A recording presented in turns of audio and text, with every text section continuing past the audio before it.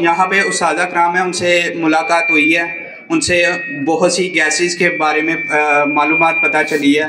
तो बेसिक मैं एक टेक्नीशियन हूँ, तो हमें इसमें गैसेस वगैरह की इतनी इंफॉर्मेशन नहीं थी, तो इन्होंने हमें बहुत सी मतलब मालूमात फराहम की हैं। तो जज़ाकल्लाह। अस्सलाम वालेकुम। जितना मतलब ये प्रोग्राम सेटअप हुआ है तो बड़ा मज़ा आया इधर आके, और बहुत ज़बरदस्त हुआ है। मतलब सारे जो प्रेजेंटेशन वाले लोग थे उन्होंने भी अच्छा गाइड किया, गैसेस के बारे में भी अच्छा गाइड किया। लेकिन एक गिला है कि मतलब ये केपीके में भी होना चाहिए, तो उधर भी सानू यही खुशी है कि सानू घर बैठे चीज़ मिल जाती है। हम कहने हैं सब तो ज़्यादा खुशी है इस गल की गालिब साहब की ते साजिद वाब साहब की सारी टीम का मैं मशकूर हाँ कि जिन्होंने इवेंट रखते हैं हर साल।